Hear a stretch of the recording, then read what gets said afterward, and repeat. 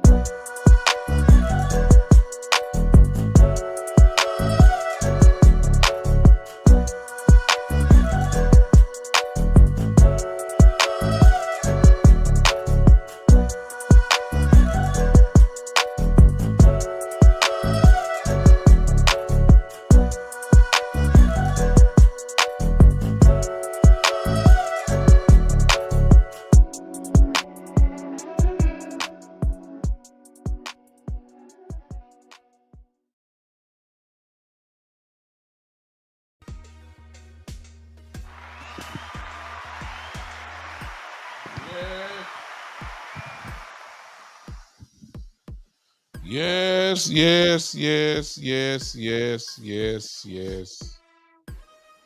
Yes, yes, yes, yes, yes. Yes, yes, yes, yes, yes, yes, yes. Where is the Ric Flair music? Where is the Ric Flair music? I am here.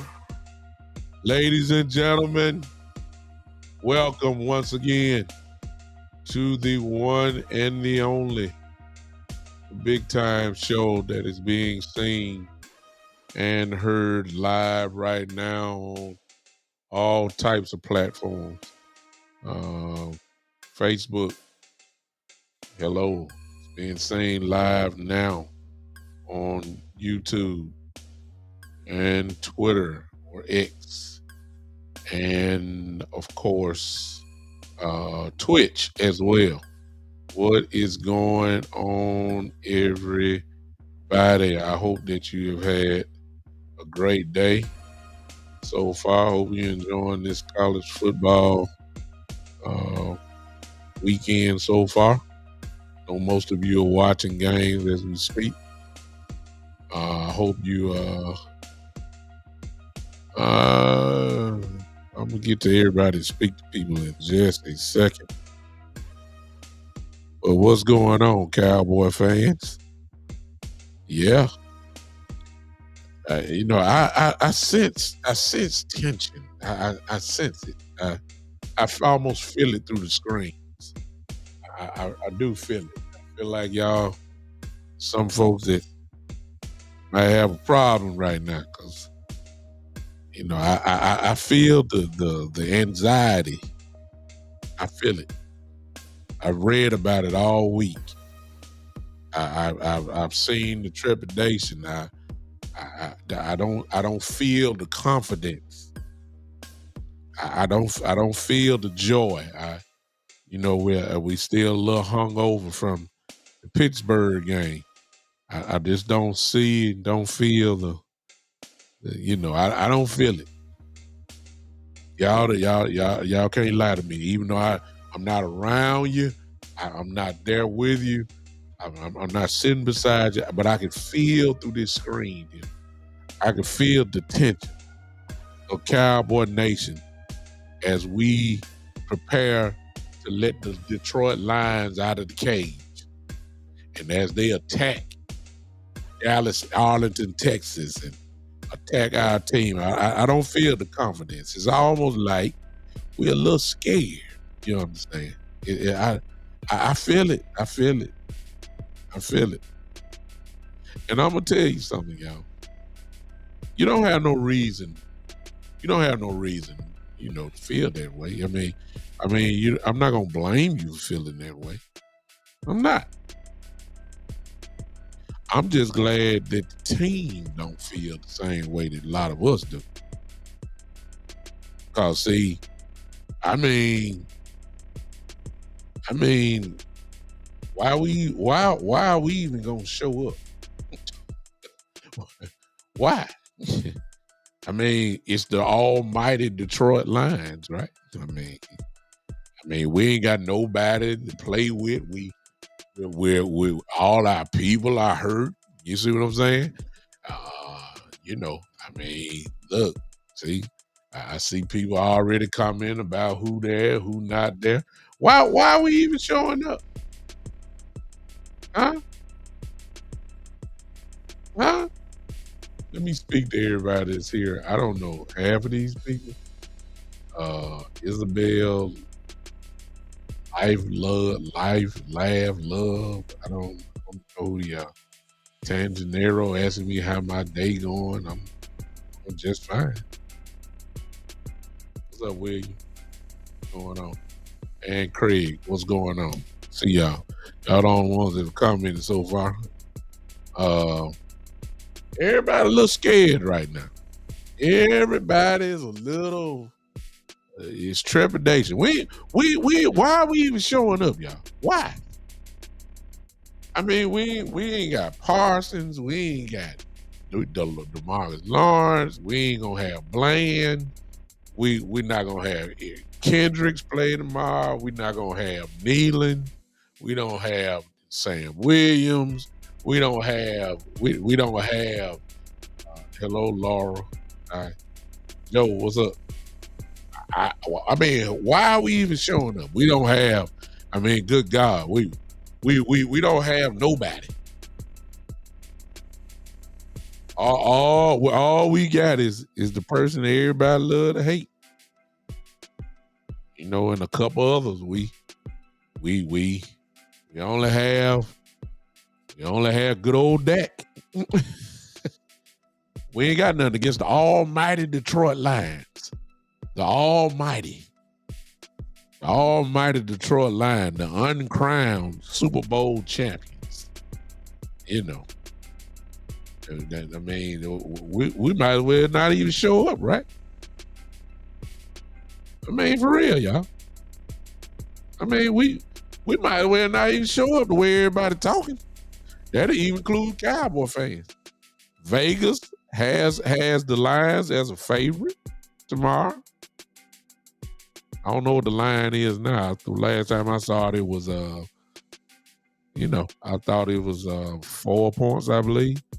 See, there goes Joe. Cowboy fan, but look what Joe said. See? Look in the chat. Look. Why even show up tomorrow?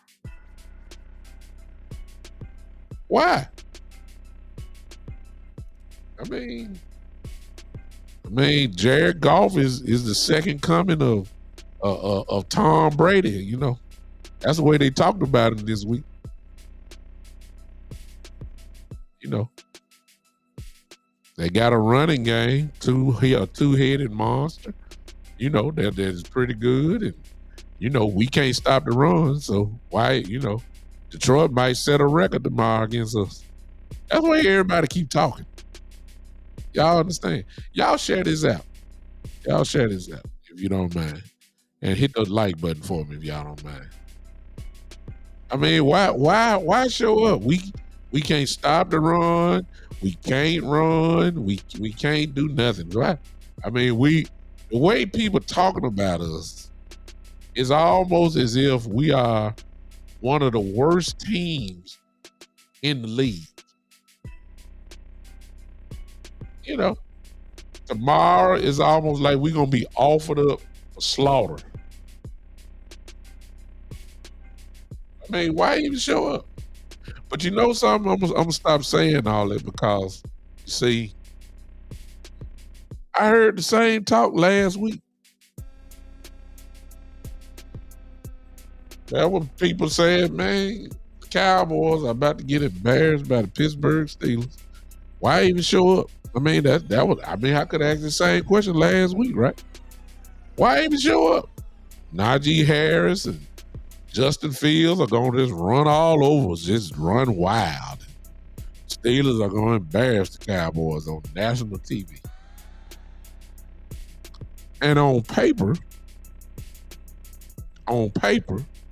considering the injuries, considering, we were at a disadvantage, I could say that it probably looked like we should have got our butts kicked. Something happened, right? We won. Huh? Yeah, I know, William. Everybody has their money on the Detroit Lions. I just want to ask y'all this one question. Because we done seen it over the years and over the years. Some of you older guys, it ain't changed. What happens when everybody has their money on a certain team? What happens? I'm talking about all of you that's in the betting community and those of you who know about the betting game. What happens when all the money is put on one team? What usually happens?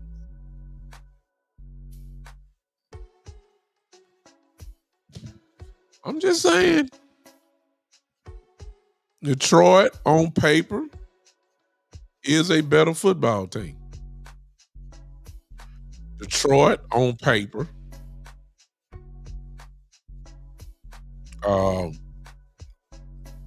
both sides of the ball. The offense is more dominant than their defense. Their defense can be scored on. I don't know how many of you keep up with or watch tape on Detroit. Their secondary can be scored on. They have a monster. My guy from Michigan. They have a monster, Mr. Aiden Hutchinson, who is no joke, who is a game wrecker. They have an excellent front seven, linebacker core, and defensive lineman. I mean, I'm just calling it like it is. Golf is very comfortable right now, completing all kind of football. They run the ball well. They got an amazing tight end in Laporta. I mean, they got the offensive line is considered one of the best in the game. And we're playing backups.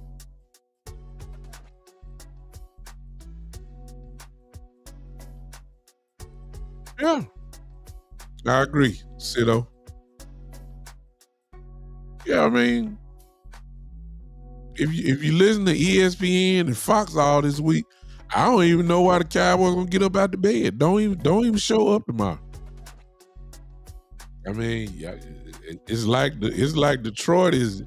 I mean, they talk about them like they, I understand it's Cowboy week, so everybody, everybody is always trying to, make it more than what it seems. You know what I'm saying? Like they are the defending world champions all of a sudden. See what I'm saying? So I don't know. I don't know why we even showing up. Why? I mean, I don't understand. See, obviously, by the way I keep saying this, y'all know I'm being sarcastic. You know I am. Because, see, if you played football or you played any sport, there's a such thing, it's called when the whistle blows. And you don't know what's going to happen. You don't know what's going to happen. If y'all think that these guys are just going to go down there and lay down, you crazy. Now, the Cowboys may get knocked down, but they ain't finna lay down. That's not finna happen. I heard the captain say, which is that, he said, we're going to go and get this win and then head to the bye week. I mean, what is he supposed to say?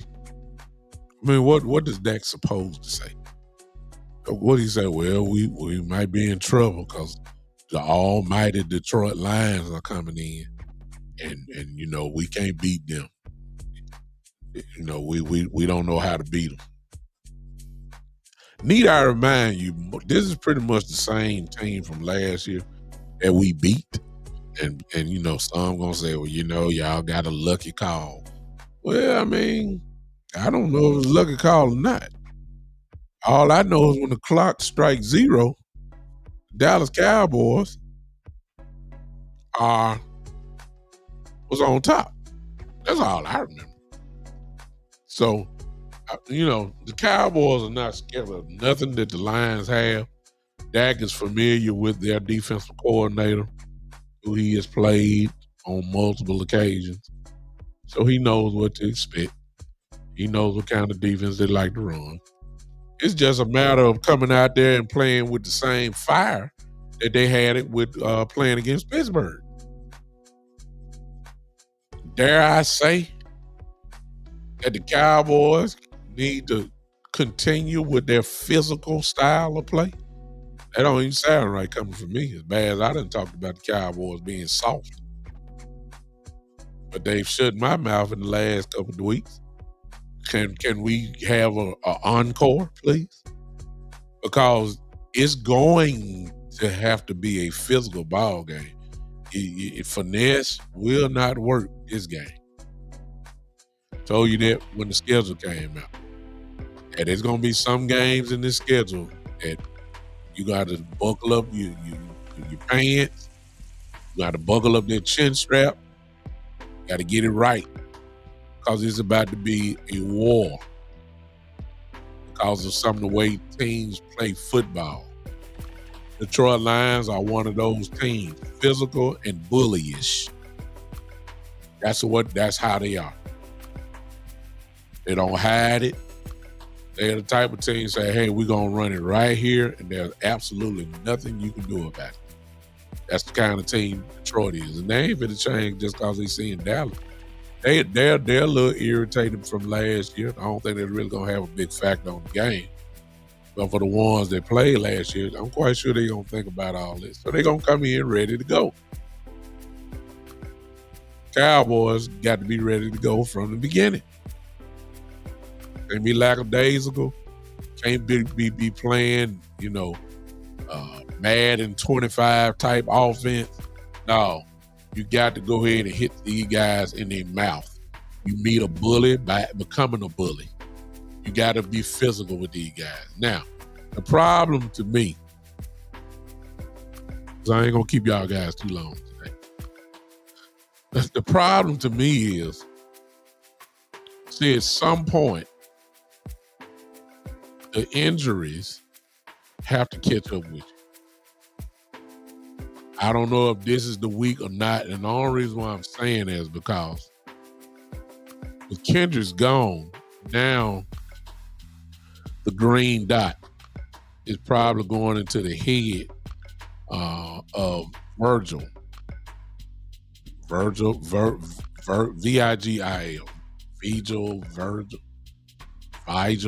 I don't know his last name.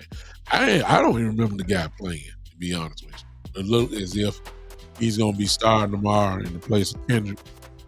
I don't know anything. I really don't, yo. But it looks like he's going to start. Now, it's going to be incredibly important that since he got the green dot, he lines people up in the right place. He changes defenses. I don't know how up to date he is in that area. I don't know.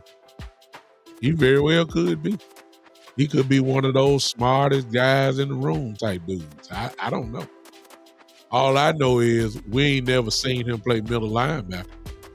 And he's going to do that tomorrow. And he got to be responsible for getting everybody lined up. If he don't know what he's doing, it could be a problem. That's why I'm saying I don't know. That's important, y'all. If you play football, you know what I'm talking about. first thing you got to do against an offense that is very well, especially with all the motion that they do, with all the movement they have, and all the misdirection plays they have, you as the green dot guy got to be able to line people up. And I don't know if he's essentially ready to call a football game on the fly. I don't know that. I don't know. I'm not saying he can't. I'm just saying we ain't never seen him play. I don't know. I'm not doing the Lions, Cito. I'm sorry. Still got a issue going on with that. But you welcome to chime in the chat. I see you were typing as I was talking. Apologize. Plus, I don't allow people to. I try not to allow people to talk for 10 minutes. I don't do that. I appreciate you. I've never seen you before. Thank you for the Cowboy fans since 1971. That's awesome. You've been on the battlefield a long time, man. I was born in 1973, so you was a fool. You was a Cowboy fan long before I was born. So I appreciate you. I've never seen you before, but I tell you what, if you do me the honor of giving me your subscription on YouTube, that would be nice. That's where you are. Yeah, 66 years old. Man, that's awesome. You seen the good and the bad. You seen the good and the bad. Born in 1957. Awesome. Man, I appreciate you, man. I appreciate you just popping in. Thank you so much. Here's he's been a fan since 1972. So we know if you've been a fan that long, when everybody is betting, literally, either with money or they just talking, nobody is picking the Cowboys tomorrow. You got a few here and there. Nobody is picking Cowboys to win. So the way I look at it is, since we got a bunch of backups playing, we're not favored to win. Nobody expects us to shock the world tomorrow. I say this is about as free as a Cowboy team that I've ever seen, because they playing with house money. I'm saying, I'm just telling you. We're playing with house money tomorrow. We are. Nobody expect us to win. Nobody don't think we can stop Detroit's offense. Everybody is saying that we're gonna get ran on, just like, just murder. See what I'm saying? That's what the problem is. So it's gonna be interesting, y'all, to see how Mike McCarthy will attack on offense. And I'm here to tell you tonight or today that Dak Prescott is going to throw the football a whole lot tomorrow. And part of me, after looking at film this week, I got to tell y'all, I can't blame Mike McCarthy this week, because they really ain't that good in the secondary. They not. They're not good. Front seven is pretty good, but they're not good. I'm not saying that y'all know me. We need to run the ball, no question. But I can already see I can already see Dak throwing this ball, and it ain't gonna be because of score. We down 20 or something like that, then you understand if Dak has thrown the ball 50 times and all that. I get that. I'm saying that Dak gonna probably get 40, even if it's just a one-score game. Because I understand what Rico did against the Steelers, but see, I don't believe it.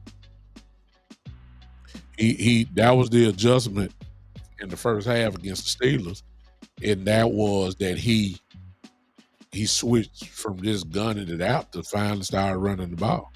That was the adjustment. He got the linemen going forward instead of going backwards in pass protection, which also helped out in the second half, if you notice, with the penalties. Do y'all know we had 6 false starts last week? 6. That is ridiculous. That's ridiculous. Those are pre-snap penalties, all because they were anticipating blocking J.J. Watt, and just J.J. Watt's presence made these guys jump and all that type of jump early, and always kept us, it seemed like, behind the chains. But when they start going forward, run blocking, there weren't no penalties. You want to cut down on the penalties? Guess what? Call a physical ball game. Simple. Even if your run game is not explosive enough that you're not getting, those big chunk yardages. Tomorrow is going to be a slobber knocker type game. Tomorrow, the Cowboys need to win time of possession just like they did against the Steelers. The only way you're going to win time of possession is unless you're running the football. You can't get into no shootout. I don't think we got enough, to be honest with you, to go back and forth with Detroit for a shootout, especially if we let Goff get into a groove. See what I'm saying? So, and the reason why I'm saying the pre-snap penalty is because, as I said at the beginning of the year, look whoever is, whether it's Steele, Terrence Steele, or whether it's Guyton or whatever, look who they're going against. These guys trying to get them first steps on people like Aiden Hutchinson and last week TJ Watt and the Myles Garrett. And all these guys that we and plenty of others that we got to see. That's what they're trying to do. Aiden Hutchinson, just his presence alone will cause problems. And so if he lined it up in shotgun all game long, I can go and tell you now, expect some penalties. False starts. That's what kills us. He needs to run the football and be successful in it, obviously. But we need to win the time of possession game. You need to keep Detroit's offense off the field. They loaded. I ain't going to even lie to you. Offensively, they are a problem. Jameson Williams, problem. St. Brown, a problem. Laportier, the tight end, a problem. Montgomery, the running back, and Gibbs, the other running back. I ain't got to say nothing to you. They're a problem. They are. They can beat you both ways. And golf is pretty good. We got to keep the ball out of their hands. How do you do that? You got to mix in some run. So I know McCarthy gonna come out gunning. I already know he's gonna do it. I have no confidence in Mike McCarthy calling running plays. I have no confidence. So last week I was sitting there just like, wow, he's really running the ball. Wow. I see the adjustment he made. He went to a power running game in the second half and then opened everything up. My thing is, why don't we start off the same way? At least make the attempt. As Cito just said, Cowboys better not start slow and soft. I agree. 1,000,000%. You got to set the tone, as we used to say. You have to set the tone. You cannot come out here being finesse. This game is not calling for no finesse. 2nd and 1, you in the shotgun. 3rd and 1, you in the shotgun. No, the game calls for you to line up, tell Detroit where you going with the ball, and dare them to stop you and hit them dead in the mouth. It's really simple. Whoever wins the line of scrimmage tomorrow, as in most football games, that's who's going to win. We'll know this very early. You'll be able to tell it by the way Detroit running the ball. If they're getting chunks, we're in trouble. Same thing applies to the Cowboys. If we decide to run it up and run it, and we get, multiple yards on carries by our running backs, that's the trouble. Hey Terry, matter of fact, I like the questions y'all asking. I'm liking so much. I'm putting away my note. So y'all running the show right now. Put it in the chat what y'all want to talk about. I saw something earlier. I'm gonna get to it. Perfect question. Terry said, "Who are our tone setters?" The offensive line can be, but it's dependent on Mike McCarthy. And let me throw in Dak Prescott too, because Dak Prescott has the power to change plays. He got liberty to do that. So I don't want to blame it on Mike McCarthy all the way. Dak Prescott is checked out of some running plays, get to a passing play too. So between those two, they're kind of the tone setters by allowing the run to happen. But as far as individual people, I think Tyler Smith is a tone setter if you let him go hit somebody. Zach Martin still is a tone setter. I'll get to this guy in a minute, but the way that Ezekiel Elliott runs the ball, he obviously is a tone setter. Lamb gonna play the same way. We already know what he represents. I ain't got to talk about him. Defensively, Demarion Overshown. So I'm at the point with Overshown. I'm just gonna say, look, everybody follow him. I ain't got to find nobody else. Everybody give me the same energy that Demarion Overshown have. You're gonna have pretty good defense. Demarion Overshown is the tone setter. I don't hear tone setter. The way he hits people, the speed, the suddenness, his consistency in getting tackles. You can't draw it up no better. Unless you're talking about other folks. Hey, Coach, I see you. Appreciate you, Coach, popping in on me. Overshown is a whole lot better than what people think. See, I said it. I said it in preseason. Because when people jump off the screen, more than one occasion, you start paying attention, you start locking in on how they play and the motor that they have and all that. It's easy to see why Demarion Overshown, is getting a lot of love. He plays. So that is your tone setter.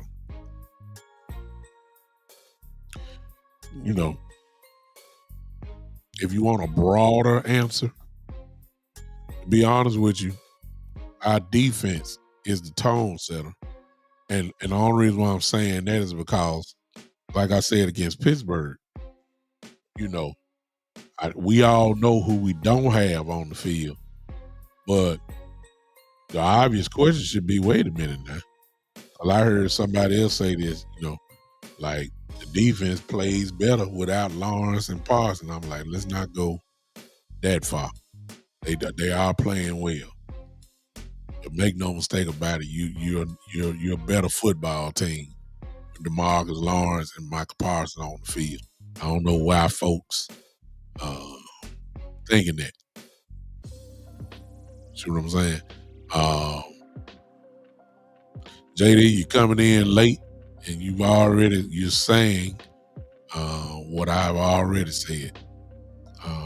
Because of just in case y'all know you see it, but JD is saying exactly what I was saying earlier.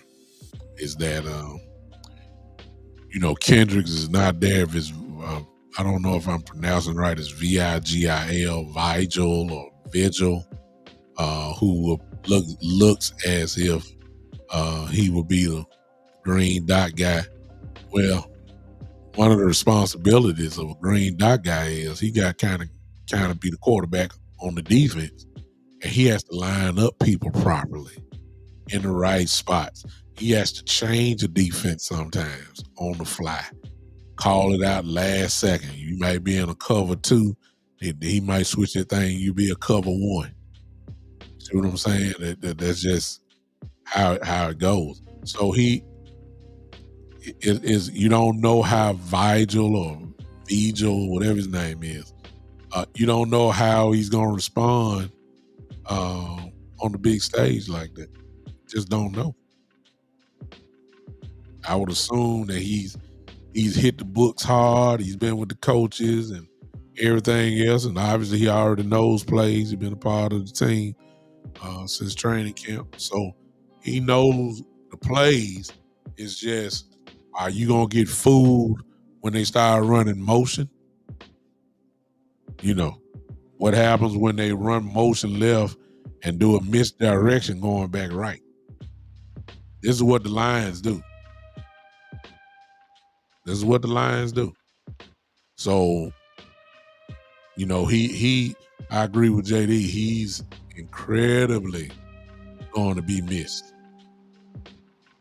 I believe that.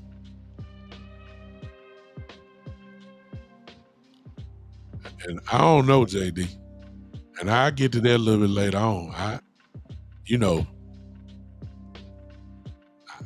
don't know. The guy gonna look, when you got a bunch of guys that don't get to play and then you give them an opportunity to play, trust me, the effort will be there, and the hunger and the desire to make plays is there, because they're gonna be trying to impress Jerry, their defensive coordinator. They're gonna do all that. So I wouldn't be surprised, and I'm quite sure a lot of people felt that way last week, JD, about the Pittsburgh Steelers game. Everybody thought it was gonna be an old-fashioned butt whooping where they were gonna beat our brains out.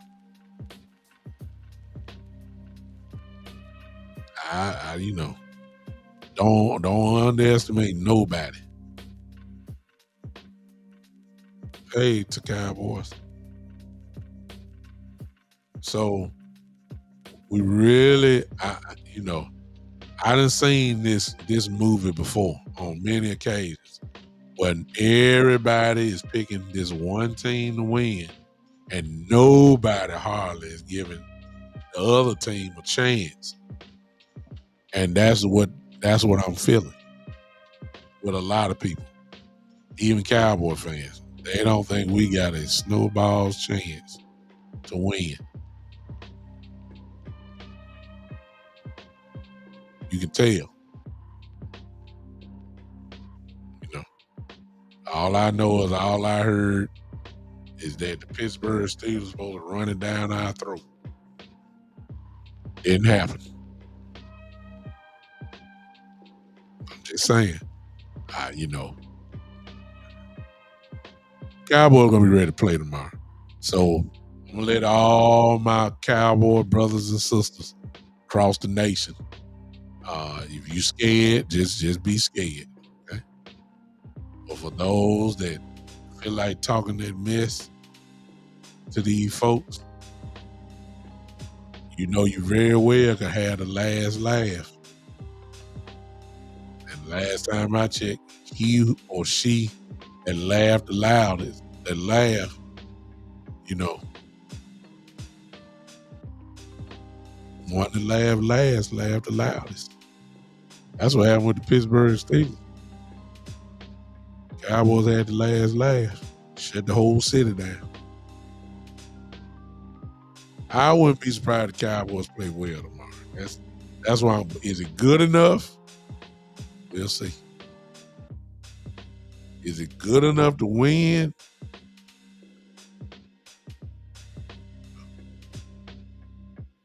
I don't know, the Cowboys. You know, they won't give Dak the credit. Remember? They'll hurry up and say that Goff is a better quarterback. JD, that's what I'm trying to tell you now. And this is not a theory. And this, I've seen this before, where everybody is picking the Lions. It's only a few that's not.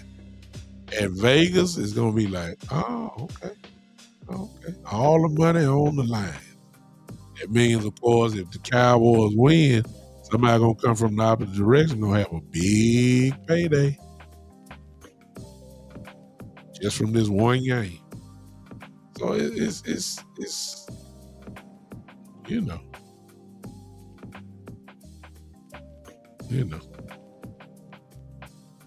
It would be awesome.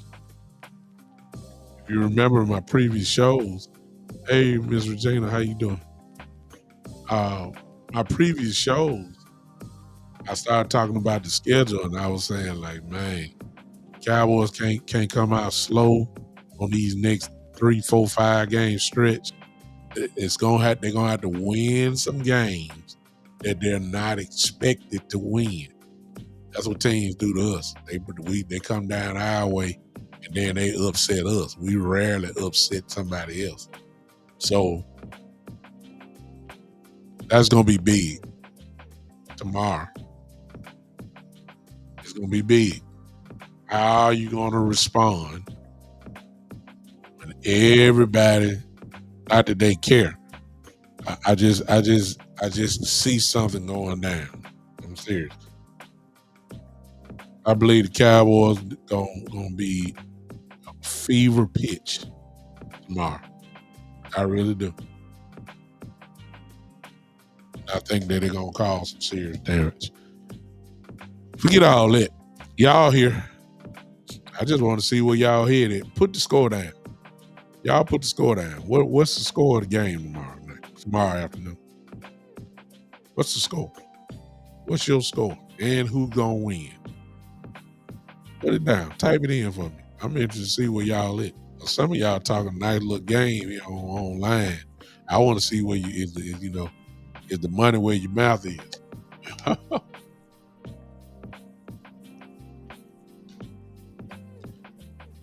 Y'all hit me up. Coach says 25-17. Coach, why? Why, Coach? Terry, 27-24, Cowboys.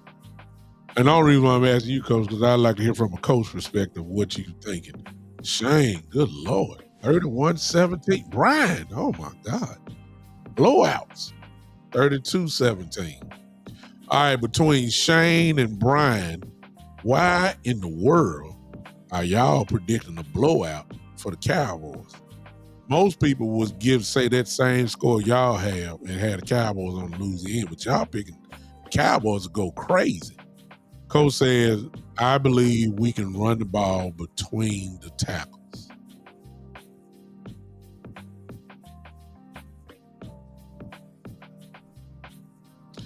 Coach, are you talking about in the middle? I mean, that's what I'm drawing from what you're saying. And if that is what you're saying, that's what I'm talking about, because I'm just saying if you and I are thinking the same thing. The strength of the line is right there in the middle. Martin, if we're going from right to left, Martin, BB, and then if Tyler Smith is there, that's where your money gonna be made, right there. Cause they moving people. That's real. That's been even in losses. Once they decide to go forward. Coach said straight ahead base blocking, we can match up. Oh, you ain't trying to come on. You just going man on man. Oh, wow. Except on Hutchinson, Coach. Except on Hutchinson. I ain't taking no chance of him wrecking the game. We got to get some help over there for him. I can agree. And let me say this. I'm going to tell y'all something, y'all. We down here talking about guiding a whole lot. But I'm going to tell you, the film is saying that Terrence Steele is getting destroyed. I'm just saying.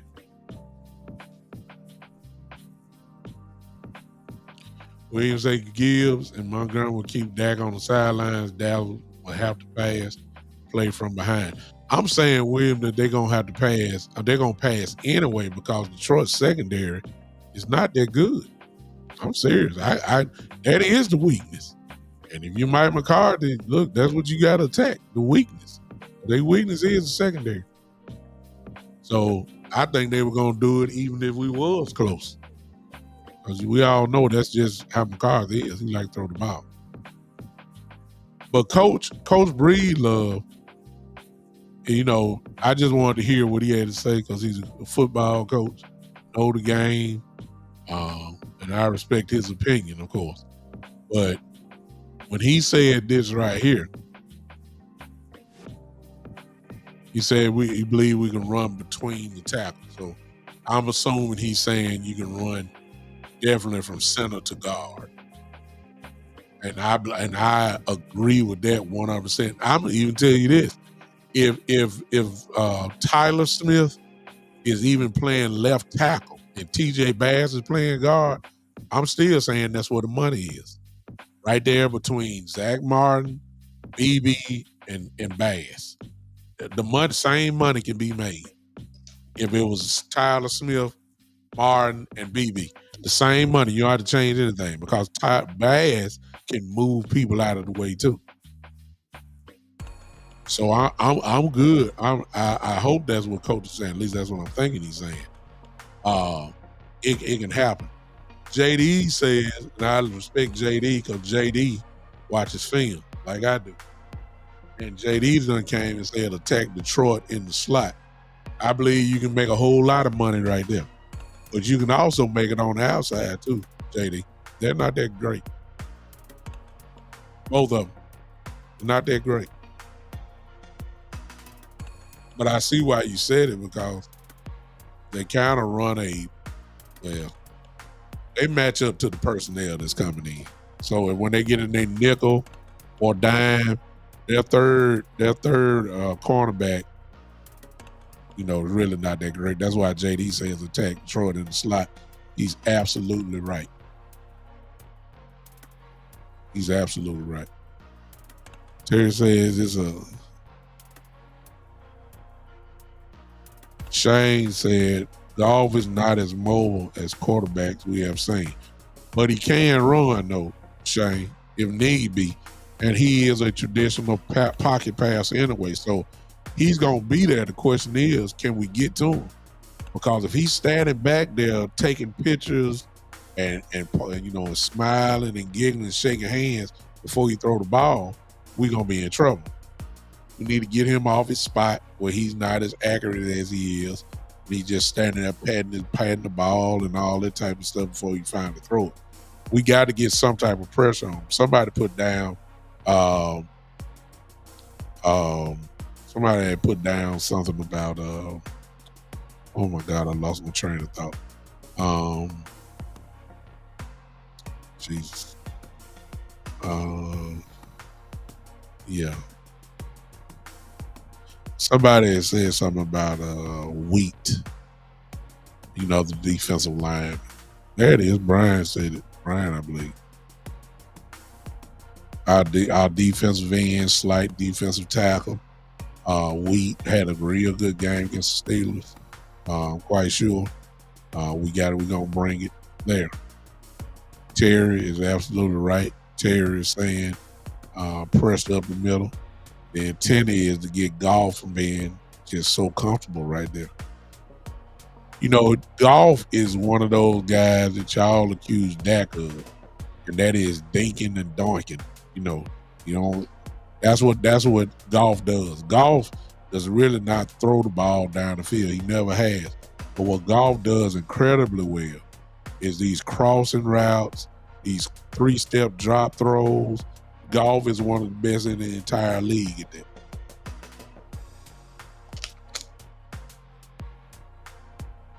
Goff throws slants. Goff throws little comeback routes and all, kind of look like that.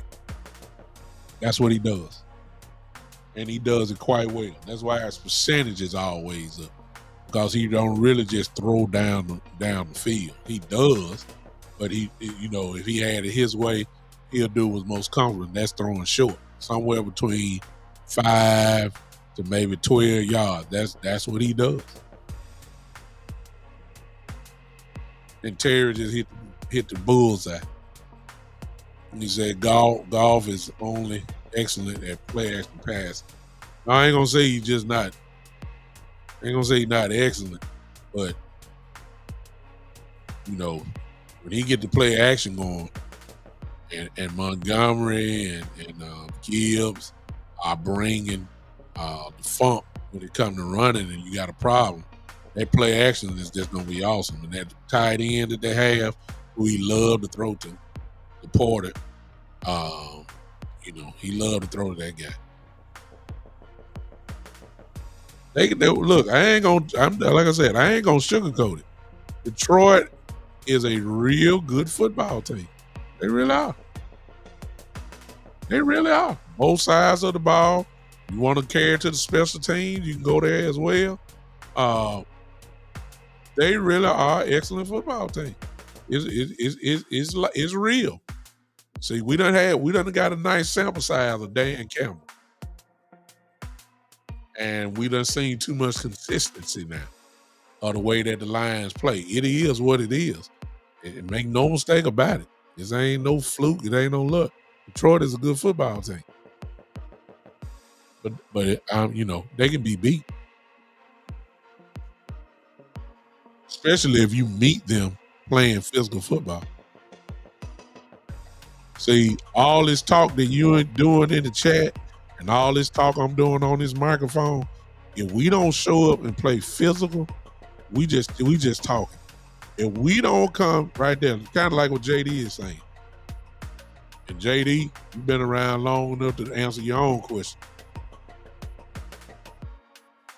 You would like that, but we talking about Mike McCarthy. So right there answers it all. We talking about Mike McCarthy. You can't predict Mike McCarthy. Well, I can. I predict him to pass the ball.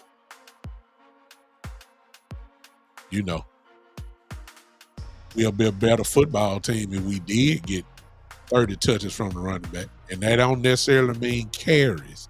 That could also mean screen plays or catching a ball out the backfield, swing pass, or even going down the field. That's what he means by 30 touches. This is Mike McCarthy. So, JD, put it this way. It's rare when you see that. That's why you can't depend on it. You can't depend on it. Because we know Mike McCarthy. We know what his style is. We done seen it for years. We know what he like to do, and that is pass the football. He don't run it. Hopefully, he learned from last week and realized what needs to be done.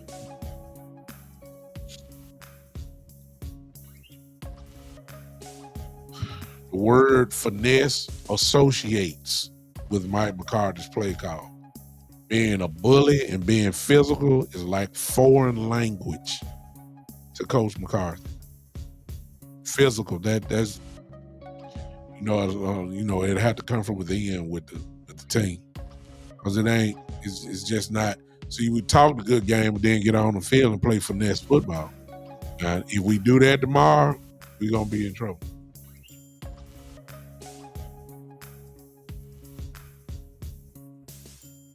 We gotta bully up. We gotta man up. And you might as well get started because soon as we play tomorrow, get off the bye week, everybody know who we gotta go see. San Francisco 49ers, and we already know what style of play they play with. We got to start bullying up on folks. Whatever, how much bully we got in them, it need to be extended to the football field. It's finesse, pretty, mad, and 25 offense. No, you got to get in the dirt.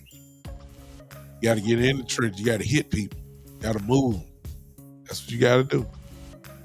And move them violently. Yeah. You get a shot. You get a shot. You got to send a message. These type messages game. That's what Baltimore saying. Look, we ain't won no game. We come to Dallas. Yet they weakness is they can't stop the run. We're gonna exploit that.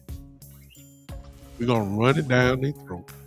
We're gonna get this big old horse named Derrick Henry and just tell him to go to work and pound them and pound them and pound them and pound them and pound them and pound them before you know you got 30-some points on the board. That's the kind of mentality that we gotta have. And when I just said that, a lot of y'all said we ain't got that type of running game. Here's my question to you. How do we know? We don't run it enough. We don't know what our running game is. We ain't seen it. Which leads to this. I said it yesterday. I'm gonna go and say it again. When Ezekiel Elliott got paid here, if y'all remember, for those who've been with me, I said it was just a feel-good signing. G-Ball, let me get back to it. He said, big time, who do you think our dogs are on defense?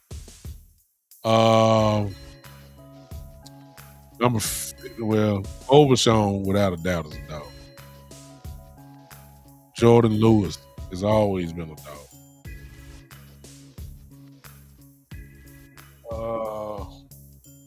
And it depends on what your definition of a dog is. I'm talking about, if I say Overshown, your mind automatically go to what he does, and he's an attacker. He's a physical person that tackles people. He got speed and suddenness. Real dog, talk a little trash, ain't be intimidated. It just depends on what your definition of a dog is. Based off that standard, is him. I'll give Diggs. I'll give Diggs that. Somebody put down Donovan Wilson. Yes, Donovan Wilson is. A hitter. Those type guys. Got about 3 or 4 of them. Even with the injuries, we still got guys that can flat out play. And the names that I just called out, those have always been considered dog or doggish. So Ezekiel Elliott, make a long story short, you all done heard it. Wants some more carries. It was me, I say, doing all this crying, but he's not crying. He wants the ball. And when he got picked up by us again, remember the setting, y'all.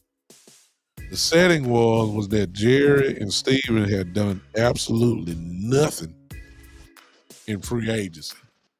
That was pushed back from everywhere about how poor the Cowboys have done in the offseason.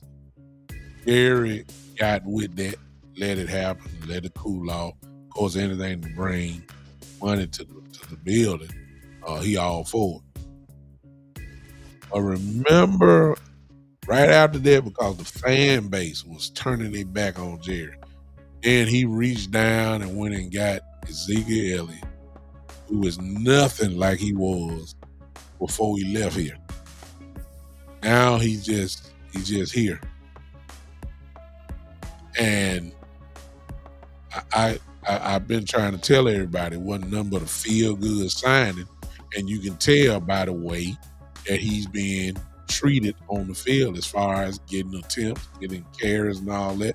It's just a feel-good story. I told everybody that. Everybody was so hype and all that stuff, and man, everybody done forgot. It was a reason why we let him go in the first place. See, everybody forgot about that. It was a reason why we let him go. The reason why is because we didn't want to pay X amount of dollars for a running back that we know don't have it anymore. That's him. I know we all love him. I understand that, but at some point we got to call a spade a spade. Here's the spade. The offense does not look the same with him back there and then Rico. Here's the spade. At this point in their careers, not all time, not the last 10 years, no, as of right now, Rico is better than Ezekiel Elliott. And please don't come telling me, even though it is important, well, he's a pass blocker. He's a great pass blocker. Ladies and gentlemen, look, man.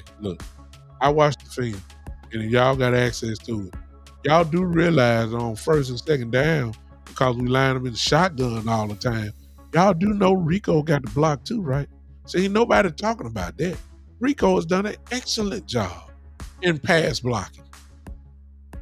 Nobody want to talk about that. I mean, if I had to have a competition on who I want blocking more, if you go about blocking, I still get a nod to Zeke. But pass blocking ain't helping this running game. You understand? I know, and I know I got Zeke fans here. And I'm a Zeke fan too. But at this point, Rico is a better option at running the ball. Now, that does not mean that Ezekiel Elliott does not have a place on the team. Here, in my opinion, and I said my opinion, don't make it all right, don't make it wrong either.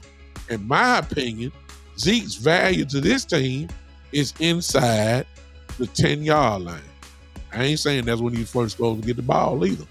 I'm just saying that I ain't even talking about the 20, because you still need some pop. But when you get inside that 10-yard line, especially the 5-yard line and in, that's what Zeke can destroy people.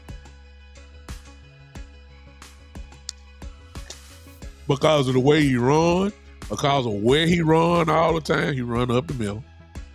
Last week, there's an argument could be made that if Zeke was in the game when Rico fumbled the ball, that would have never happened if Zeke would have been in there. There's an argument could be made, because I don't see Zeke jumping up in the air trying to dive over folks. Zeke just going to try to run over. So he would have met them two Steelers that met the dial and try to bowling ball. Just try to annihilate them. This is where Zeke's role really is. He is not that guy anymore. Shoot, he was not the guy when Pollard was here. If y'all really want to tell the truth. If y'all remember, Tony Pollard made a Pro Bowl from quote-unquote being a running back number 2. Zeke was the lead back. Tony Pollard made the Pro Bowl. That ought to tell you something right there. He was not the guy. He ain't been the guy for a while. It doesn't mean he is not serviceable. It does not mean he's not valuable. It's just at this point, and I see, what's that? Ms. Green says Rico is not consistent enough. I don't know, Ms. Green, because we don't run it enough to really get a real basis off that. Last week was the most the boy ever ran. Giving him 12 carries or 11 carries a game, that ain't giving us what we need to know. We need to know, if we get this ball to you 20 times, what are you going to look like? Now, as far as Rico goes, I would agree with you in saying he's not consistent enough, but I ain't talking about running. When he in the game running, he good. My thing is he's not consistently healthy. That's his only knock. Now, I would agree with you on that if you was talking about that. We can't never find out what Rico is because he can't stay on the field. A lot of us, and I was one that said, Lord Jesus, they running Rico a lot. Please let his body stay right. Because he stays hurt. He stays hurt. But while he's not hurt, he's the best running back. He's the best running back on the team right now. That's why he started. The coaches know it. See, and that's the other thing. Where all people that's holding up Zeke's flag in there, here's the part that nobody ain't talking about that I said yesterday. We don't go to the practice. We don't see what the coaching staff sees. We ain't been there. We don't see it. All we see is the game. We don't see Rico on first team reps running and how explosive he may get to the, I'm quite sure they ain't hitting nobody, but I'm saying then they give it to Zeke with the first team in practice and he don't get there as quick. Zeke can't run no stretch play. He ain't fast enough no more. I'm just calling it like it is. That's why he run up the middle all the time. He can't get outside. He can't. Y'all know that. Now, at the same flip, is Rico as powerful as Zeke is? Not even close. It ain't even a competition. But let's be honest. Again, if y'all want to be honest, and if you ain't gonna be honest about it, sisters, trying to hold up the flag now without being honest. On this show, we kind of tell the truth. I love Zeke. But on first down and 10, you get a ball to Zeke, it's 2nd and 9. Hello. Y'all know I'm telling the truth. It's 2nd and 9. They give it to him again on 2nd down. Zeke run up the middle. Guess what? It's 3rd and 9 or 3rd and 8. Y'all know I'm telling the truth. When he left here, he was lucky to be averaging 3 yards a carry. Y'all know it's the truth. Y'all know it's the truth. It's the truth. And look, the problem with it with Cowboy fans was that when we signed Zeke, all of a sudden in y'all mind, because it wasn't in mine, because I told you, it was just a feel-good story. You can tell that by how many carries he getting right now. I mean, I'm just calling like it is. Got a $5 super chat. Appreciate it, Terry. You say when Zeke on the field, let's see what you said. When Zeke on the field, the defense knows there's a pass or run between the tackles. Exactly. It's so easy. You can tell the way they line up. We stay in shotgun so much that you ain't fooling nobody when you line up in a single back formation or a 2 tight end set. Everybody know we running. Y'all know Zeke was only getting 2 carries when he left here. And for some reason now, Cowboy fans, when we signed him, it's like Cowboy fans brought Zeke through a time machine and brought him back here. You thought you were going to get the 2016, 2017 Zeke. No. Zeke is actually worse than what he was when he left here. He's not the same guy. Now, I understand he played well when Rashawn Stevenson went down with New England. Zeke had, I think, 2 good games, over 100 yards rushing and all that. I'll give you that. That's fine. But he ain't. I mean, Zeke ain't going to get the ball enough. He just not. And his 12, 13 carries a game, if he gets that, he has to really go off. And Zeke ain't went off in a long time, y'all. He's just not that back no more. with BB here and Martin here and Tyler Smith, if they're playing guard, center, and tackle, that 3-yard of pop carry could probably move to, because when he go up the middle now, he got a little room because them guys moving the people apart. He might get 5 yards every now and then, which is what you want. I ain't knocking him. I just done seen enough. He's not that guy. Now, I heard him saying he wants to get more involved and all that type of stuff, and he wants to get more carries. But here's my question. Okay, you want more carries. That means that the carries that have already been made, that means you want to take away from some of these carries. And so I'm saying you want more carries, but at the expense of who? If you're telling me that you want some carries that Rico got, I don't know if that's a smart decision. I'm just telling you. Rico needs to touch the ball. Rico can catch it out the backfield. Rico can run the ball.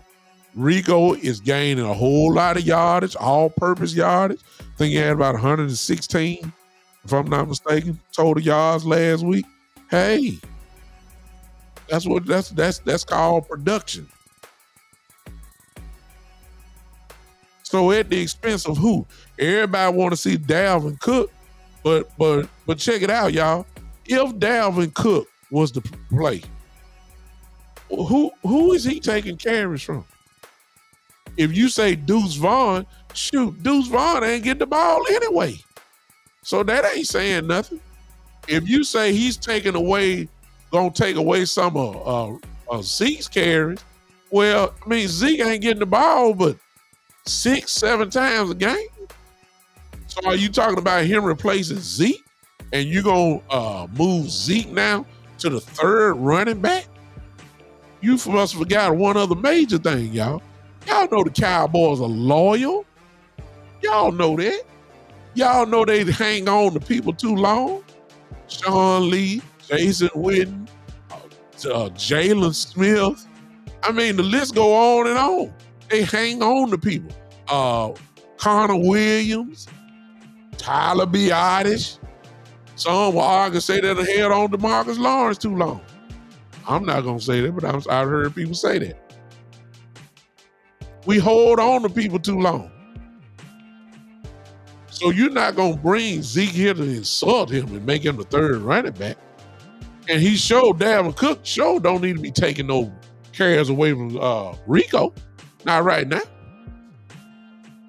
So if you want Dalvin to play, like, okay, how many carries we talking? You keep in mind, Zeke only had 3 or 4, 5 carries last week. He had 6 against Pittsburgh. I mean, what? Deuce ain't even dressing. Y'all love Deuce. I told you, Deuce not even dressing. Deuce was just another feel-good story itself. The reason why you know that is, why in the world are you putting him as a roster spot and shoot, he can't get on the field? Just a feel-good story. His dad is there working. You know, I ain't got time for filling out feel-good stories roster spots. Zeke Elliott part of it was there because the fan base was really turning against the Jones family real bad. And when they brought Zeke in, they quieted things down a little bit. A feel-good story. If Zeke Elliott was getting carries at the beginning and was getting 10, 12, 13 carries a game, I wouldn't say that. But he ain't getting no carry. If y'all go back and look at the very first game against Cleveland, guess what, y'all? Zeke didn't get the carries that game. Matter of fact, if I remember right, and I may be wrong, but I believe Rico started the game. Rico was the first running back out there. Those of you that got all 22, go look at it. Zeke ain't never been the starting running back right now. He ain't never been the starting running back this year. He's a number 2 guy. And because Rico started having real good production, Zeke barely got on the field. Y'all better understand what's going on. Y'all, Zeke wanted, y'all want Zeke to do it. Now, I'm in agreement. When we get inside the 6-5 yard line, yes, sir, ball go to Zeke. Ball go to Zeke. Rico shouldn't even been in there. See, that's when you get inside the 5 yard line. Notice what I'm saying now. I'm finna say something real bad that y'all gonna take it bad, but y'all understand what I'm saying once I get through. See, when you get inside the 5 yard line, you don't have time for finesse running. See, Tony Pollard Rico is kind of a shifty type guy. He runs hard. He get in the hole. That's why he picks up the extra 3-4 yards, because he got a little shift in him. But when you inside the 5 yard line, ain't no shifting. It ain't no shifting. It's man on man, hit you in your mouth type football. And Rico ain't that type of guy. Ezekiel Elliott is. Notice the style of running between the two. Inside the 5 yard line, they need to get Rico and tell Rico to sit right, just stand beside me. Stand here on this bench. You lower it, you go ahead, and you bring the dog in. That's where Zeke can really be functional. It's really common sense football to me. See what I'm saying? G-Ball say, why Dalvin Cook not getting any play time? Okay, let's go with this. And Jerry, of course, killed, he kind of, I hate to say this, y'all, and listen to me, y'all. I'm not getting political here, okay? You vote for who you want to vote for. You like apples, other people like oranges. They like oranges, you like apples. We ain't gonna never agree when it comes to politics. So I don't even want the chat to turn into a political thing. But there is one thing that President Trump and Jerry Jones have in common. When you put a live microphone in front of their mouth, cross your fingers and hope that they say the right thing. It's Jerry the same way. Why in the world would Jerry say this week that we're saving him? You ain't. Why you talk? We're saving Ezekiel Elliott. Saving him for what? You 3-2. What you mean saving him? What you saving him for?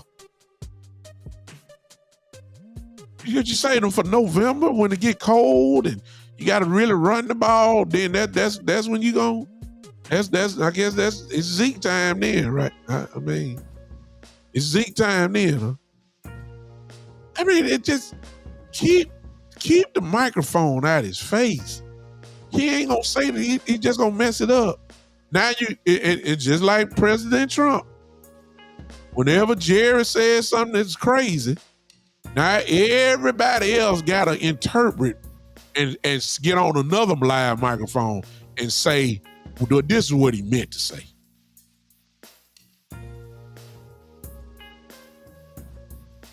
Just like President Trump.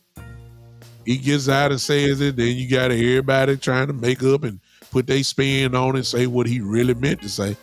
No, that's what he said. Jerry is he's just the football version of Donald Trump. That's what he is. He gonna say anything, and it's gonna be crazy. It's gonna make news, and then everybody gonna talk about it. And then on 103.5 The Fan, it is the job of Stephen Jones to clean up what his daddy said. Yeah, I listen to Jerry on 105.3 The Fan just for entertainment purposes. If you really want to know what's going on, as crazy as it may sound, make sure you listen to Stephen Jones. Stephen is killing all hopes. Stephen will tell you, no, we ain't gonna sign. Jerry gonna say, well, we hey, no. Steve gonna say, no, we're not interested. We like our guys. We like our guys. We're not trying to add on. We don't want Derrick Henry. We like our guys. See what I'm saying? That's what Steven does. Well, you remember how it was? Jerry said we going all in. It took Steven to try to smooth that out. Keep these live microphones out of their face. But Jerry make himself look horrible. We're just saving them. What? Saving them? Like you 5-0 and 7-0. Man, we barely above 500.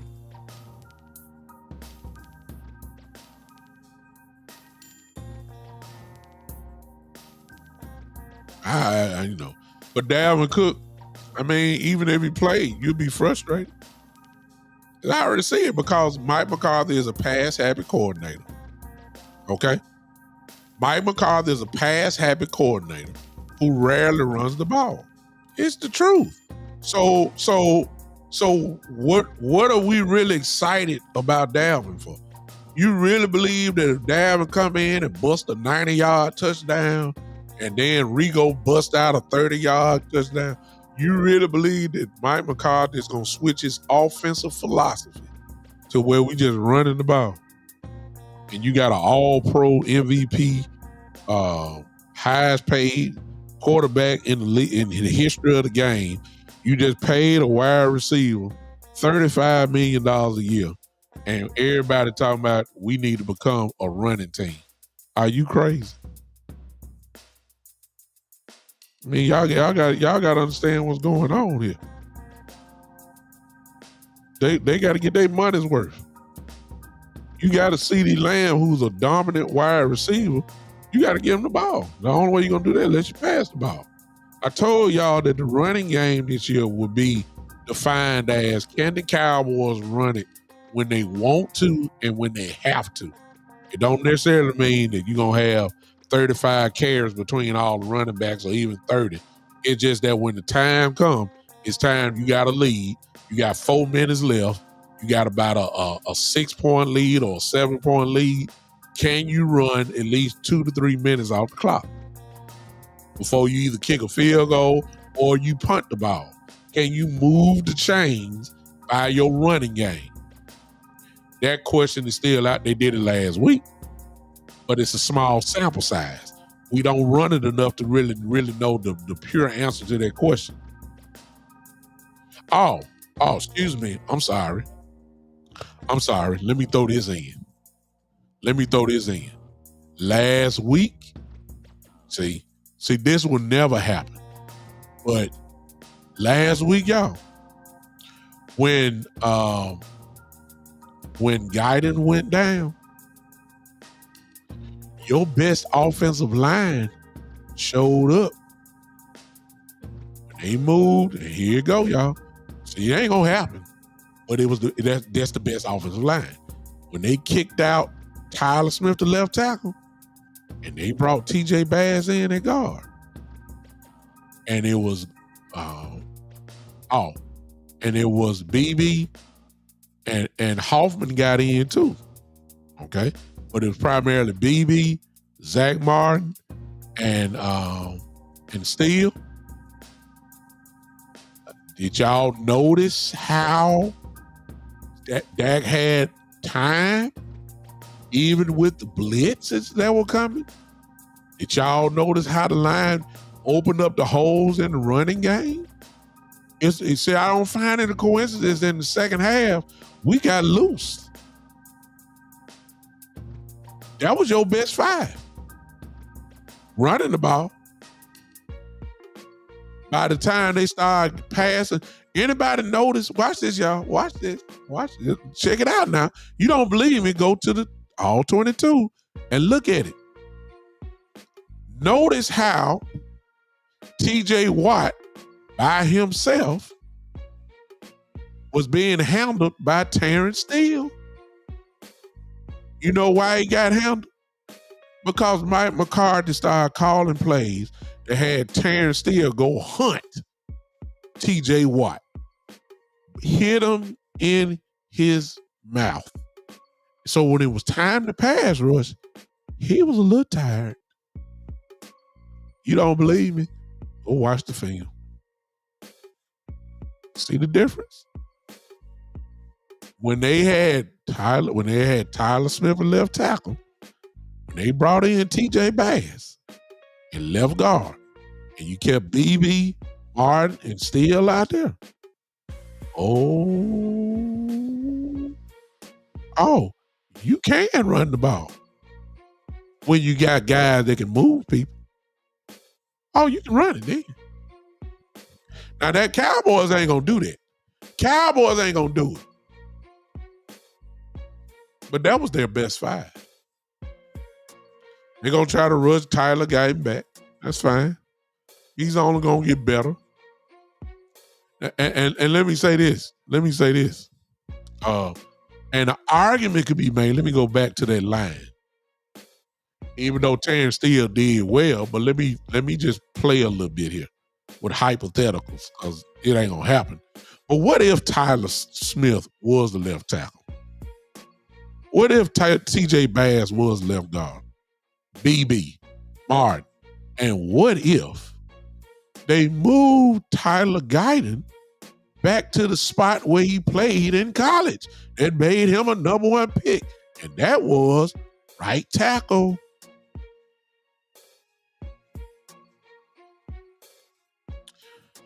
How would that work for you? I'm just trying to tell you. Tyler Guyton is learning on the fly how to be a left tackle. He didn't play that in Oklahoma. They just thought he was an athlete enough that he can do the job. And based off that, a position that he didn't play in college the whole way, he's done an excellent job. You know, I know he's got some holding penalties. I know he's got, maybe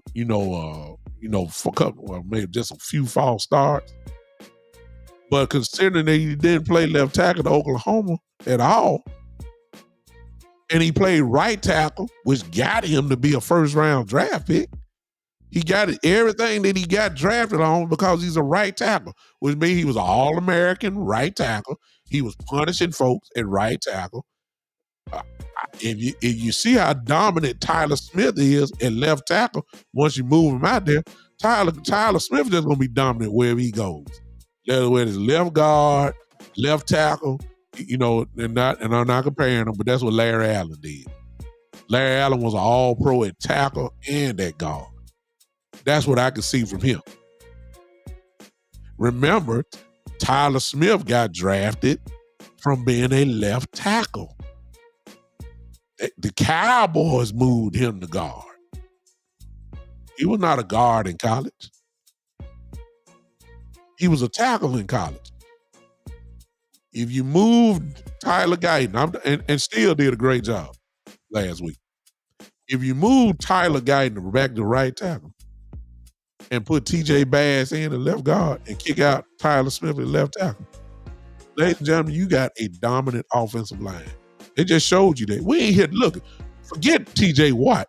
We didn't hear anybody. Did Haywood play from the Steelers? All pro nose tackle. Did y'all hear his name at all? You know why? You didn't hear it. Because BB was laying a hat on him. See, everybody talking about TJ Watt. What did Haywood do? Haywood was a first team all pro. I didn't hear his name all night. He showed one in the second half. They were running right where he was. BB and sometimes it was Zach Martin that was a combo block. They were moving him. TJ Bass was like a dang tree stump. He couldn't be moved. You couldn't get past him. And when they recall running plays, he was knocking people down, man. Like dominoes. I'm just saying. And I know they're trying to rush Guyton back out there. And, and he's supposed to play. But I saw something there. when he went down, I saw something.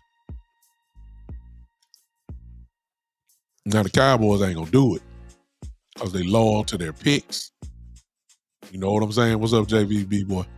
The best line so far that we had this year was when Tyler Guyton went out and TJ Bass entered in and they kicked out Tyler Smith to left tackle. That was the best five. Tyler Smith, TJ Bass, BB, Martin, Steele. And they moved people violently. See, it ain't no coincidence that Rico had such a great average running the ball. And they weren't running outside. They were running inside. John Stevens, JVB boy, has not, he ain't dressed yet. That other kid has been playing. Forward, whatever that dash name, he's the one that's been playing. John Stevens ain't been played. So obviously it's something in practice that we're not seeing. That's, he's not getting the time. And let me say this. Let me go back to Dalvin Cook. Whoever that was asked about Dalvin Cook. We got to enter in this factor as well. It's hypothetical, but see, the Cowboys ain't gonna never come out and tell you flat out that this person no good and this person is not all that. You know what I'm saying? They ain't gonna never do that. But the bottom line is, Dalvin Cook, as great as he is or was, has remained on the practice squad since he got here. He has not been, as long as he's been in Dallas by now. Let's use common sense, y'all. There's nowhere in the world that he knows the whole playbook. Dalvin Cook is a professional. And he's been with us at least, 7 weeks now? 7 or 8 weeks? Got to be. At least 7 weeks. Common sense ought to tell you he knows some plays by now. Good God. This Dalvin Cook we talking about. He knows some plays, and he knows enough plays now where you can just give him his package. He got to know at least 7 or 8 plays. He got to. It ain't his first time being a pass blocker on third down. Good Lord. He was doing that in Minnesota for years, so he ain't forgot about pass protectors and all that type of stuff. He ain't forgot about that. Could there be a language barrier that he's still going over? Just don't quite. That could be the case. But another factor that need to be put in is maybe Dalvin Cook just ain't that good no more. See, we talking about Zeke ain't good. It's a reason why he's still on the practice squad. Because trust me, if he was all of that, y'all, he would have been on the field by now. Don't y'all think? If they saying we got to run the ball more, we got to change up the running game. We got to get some juice in the running game. Well, good Lord, you got Dalvin Cook right there. Why, that the juice is right there. You want a spark? That Cook, there you go. Why didn't you call him up? Y'all done seen him practice. That's why I keep telling y'all. We haven't seen what they see. And all I'm telling you is that if he's been here for at least 7 weeks now, at least, maybe it's a reason why he's still on the practice squad. Nobody don't want to talk about that. Maybe it's a reason why he's still on the practice squad. And it ain't because they saving him. Maybe it's a reason why they had Deuce. He got. I mean, Deuce at least was elevated above him. Deuce ain't dressed in the last 2 weeks either. But I'm saying at first, and at that time, you understand it because Dalvin just got here. But by now, Dalvin Cook knows some plays now. It just ain't no matter of fact. You heard Mike McCarthy in his interview said last week that Dalvin Cook got some first team reps. Okay, so if he got some first team reps, he knows some plays. Okay, you got him running with the first team, but on Sundays he's in the jogging suit. He's still on the practice squad. Maybe he ain't all what everybody thinking he is.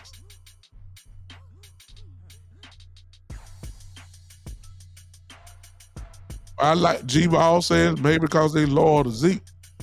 But Zeke does have value. We seen that. Even though Zeke ain't really getting the ball, we do know he has value inside that 10-yard line, especially inside the 5-yard line. We know what Zeke can do. Zeke has gotten the ball a little times. He had a pretty good real run against Pittsburgh last week. Well, he just got the ball, just ran straight, just didn't even make a cut.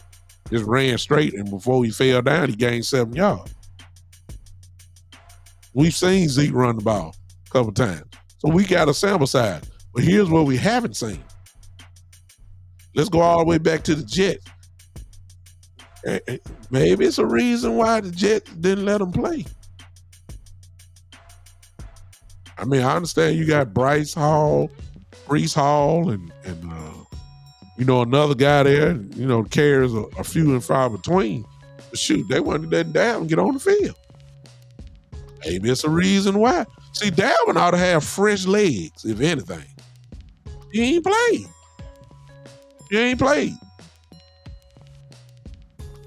He hasn't played. Dalvin ought to have some of the freshest legs, in the league. His body ought to be fully recovered. He ain't taken a hit probably since week 3 or 4 of last season, all the way up until now. So we're in week 5 or 6, whatever it is, week 6. So for a whole year, Dalvin Cook ain't took a shot. Preseason, regular season, he ought to be fresh. Now, if you got a fresh running back like that, and if Dalvin can still run, then I got questions like, okay, we are talking about Dalvin Cook, who's still under 30 years old. He's still under 30. And he got fresh legs. And he just waiting for his opportunity to play. Why hasn't he gotten that opportunity? I see everybody got him better than Deuce. Some folks got him better than Rico.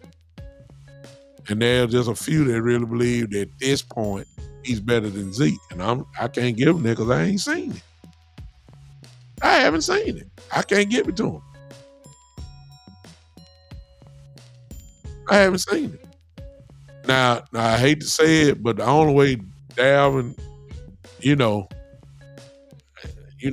I thought for sure that if Dalvin Cook was going to get called up, it would have been the Pittsburgh game because we knew we were going to have to run the ball. Then you throw in the weather. They knew rain was coming.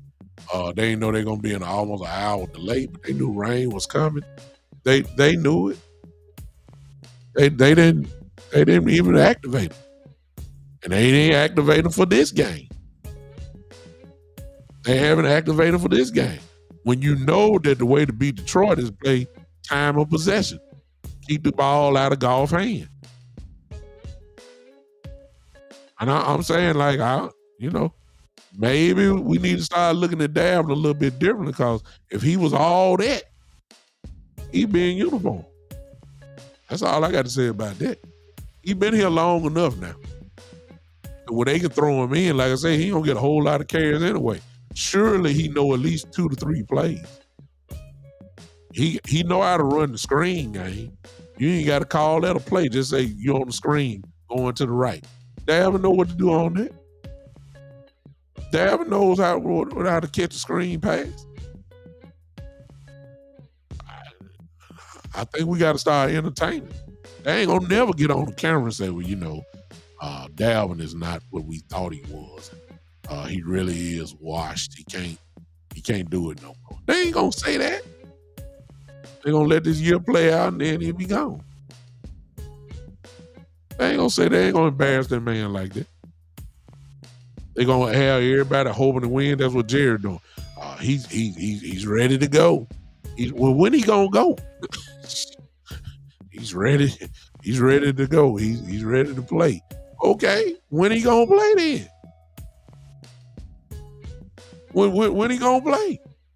All I keep hearing week by week, Dalvin has not been activated. He's still on the practice squad. And I'm like, oh, it's something there that just ain't there.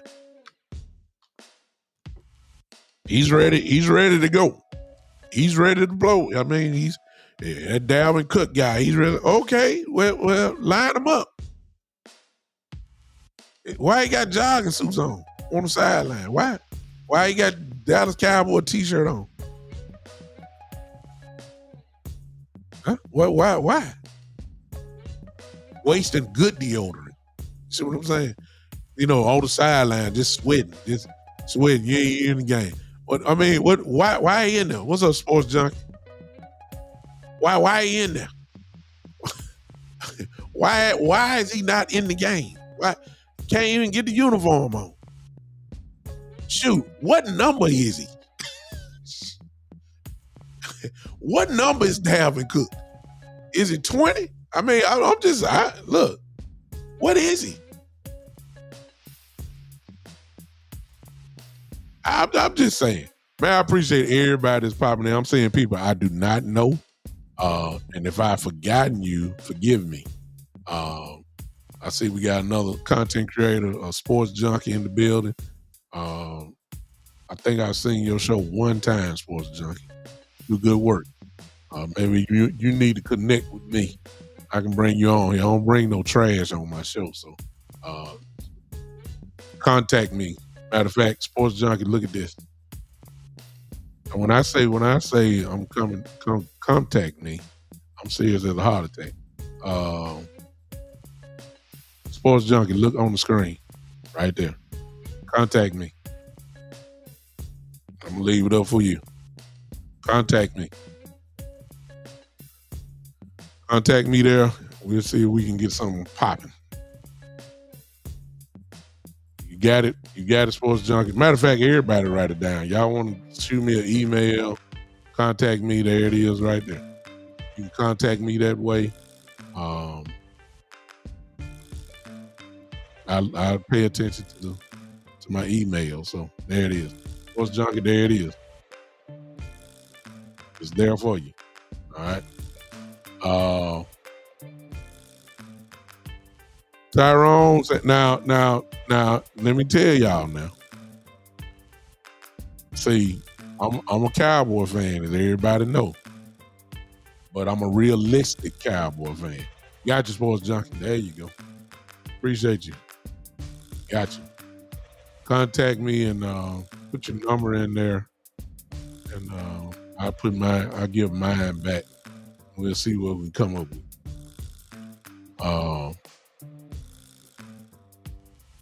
What else am I thinking?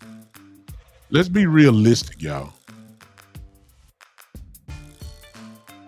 Because all signs point to us losing tomorrow. Let's just be honest. We got, at some point, the injuries will catch up with you.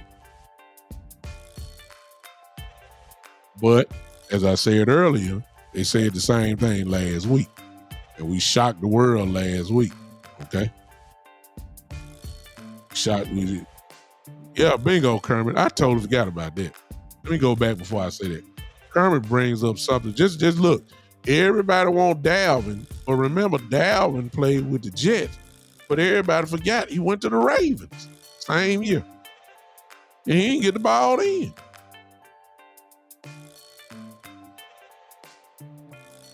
All right, y'all.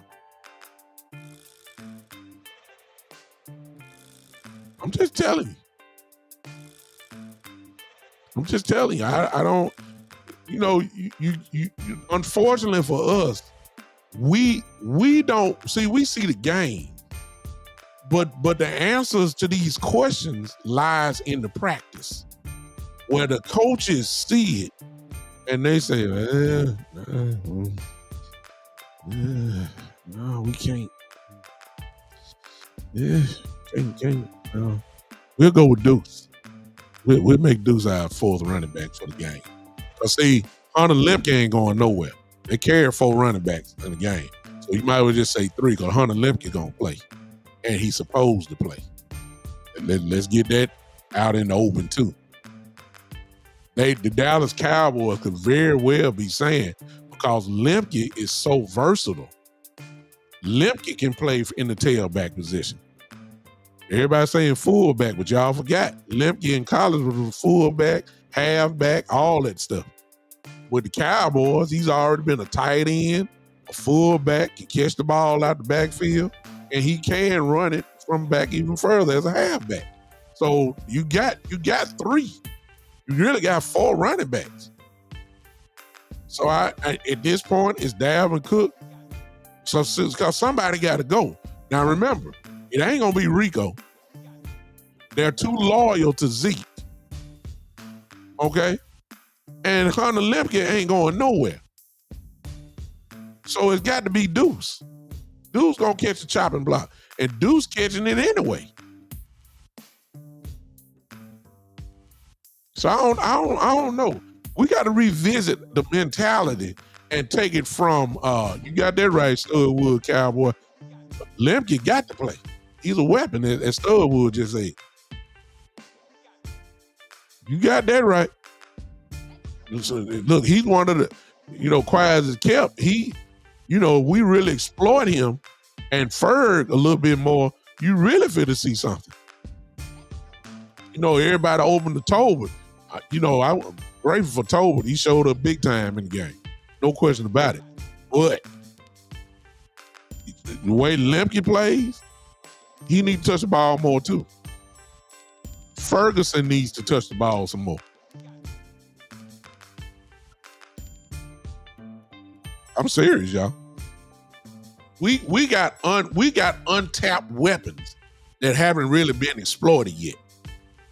We're in such a rush to make sure that crying CD, who's turned into a diva, and I love him and he's great, ain't no question about it. But we try to make sure we get him involved so fast in the game, just nonstop. But I'm just saying, we got some more. We got some more in the cage that can be let out. Lemke is one of them dudes. He needs to touch the ball because he's a playmaker, obviously. Ferguson, playmaker, obviously. I don't know, y'all. And I had that revelation because I've been begging for Cook too. But I think content creators that's on here, I think it's common sense now. It's something going on in the practice that ain't registering with the coaching staff that makes them say, hey, he need to play. He can really help us. It ain't happening. And he been there long enough to know plays, so we can't use that as an excuse. He's been there almost about 7 weeks, as I said before. Right at 7 weeks, he knows some plays by now. It's a reason why he ain't been called up. And I don't think it's because of, we trying to save him, like Jerry said earlier about Zeke. No, it's just that something is there that we just don't see. And they ain't gonna never tell you that. They ain't gonna down a man in the public. They're not gonna do that. They're just gonna keep him on the sideline. That's a message within itself. If he's staying on the practice squad and y'all think he's all this and all that, but yet he remains on the practice squad, it's a reason why he is staying on the practice squad. Because if he was all that, he'll be geared up for tomorrow. That's just the truth. No, y'all don't like it. That's the truth. Man, I appreciate y'all. Everybody hit that like button. Everybody give me about 20 likes. On YouTube, just double tap the screen. Just double tap it. Just do it. You'll see how quick it is. Just double tap the screen. Keep doing it until you get to 20. I mean, you don't have to tap it at least about 40, 50 times, but you can do that in less than 20 seconds. If you're on Facebook, hit that like button for me. Hit that like button for me. Let me see if I got If you're on Twitter or X, just double tap your screen. You'll see them blue hearts there. Hit that for me. If you're on Twitch, I don't know, Shane, and it's a fair statement. But I don't know what expectation you have. See, this ain't the Cowboys. See, if the Cowboys win tomorrow with all these backups and guys we don't even know the names of, then you're going to have to change the statement. Because, see, when the cavalry come back, and most of them will be back. Bland, if y'all don't know Bland, who was talking this week, I believe he could play. But they're going to keep him out and give him an extra bye week. So he won't play this Sunday, and then he won't obviously play next Sunday because that's the bye. In 2 weeks, he'll be ready to go against the 49ers. Parsons will probably be back by the 49er game. So we got help on the way. Lawrence probably, I wouldn't be surprised if Lawrence does not make it back this year. And it's a shame because I don't think he was going to get re-signed anyway. Because when you start talking about the foot and they talking on down the road, like after Thanksgiving or December, okay, that don't mean that your foot gonna be right. You got to plan on it, you got to cut on it and all that type of stuff. You just don't know how the foot is gonna respond. So I don't know if DeMarcus Lawrence will be back. I don't know. I hope he does. We got people on the way back. So if the Cowboys some type of way pull this off tomorrow with a bunch of backups, and I'm talking about practice squad guys, we'll see KJ Henry play tomorrow. That's a guy signed off the street. Wheat, who looked great last week, was a guy off the street. Carl Lawson was a guy off the street. And they looked well last week. See what I'm saying? So, I'm not going to put that type of pressure on them.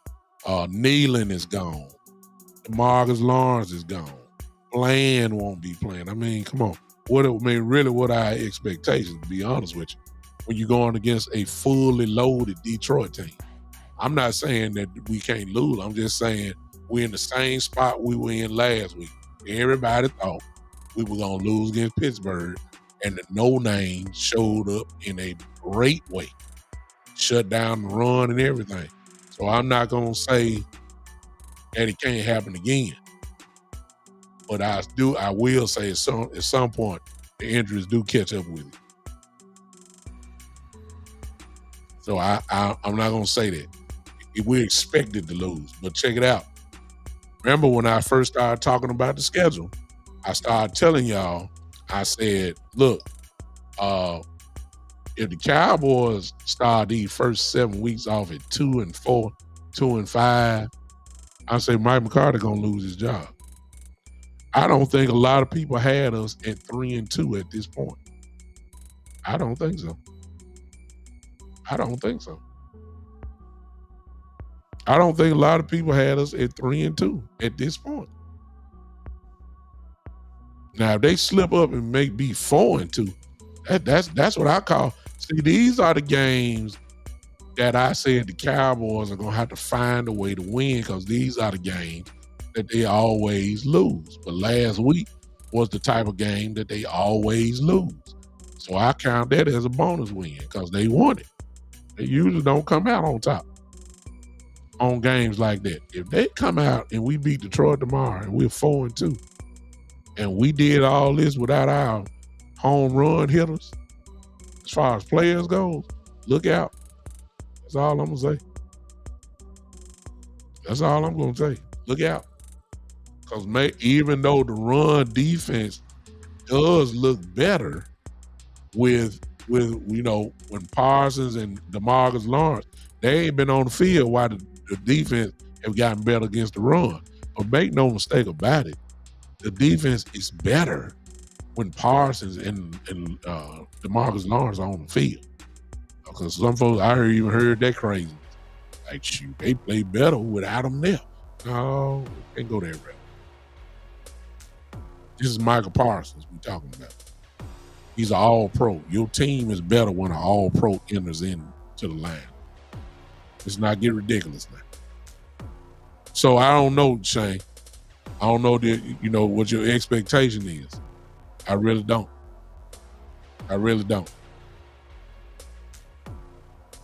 It's just bad timing. If we lose, worst case scenario, we 3-3.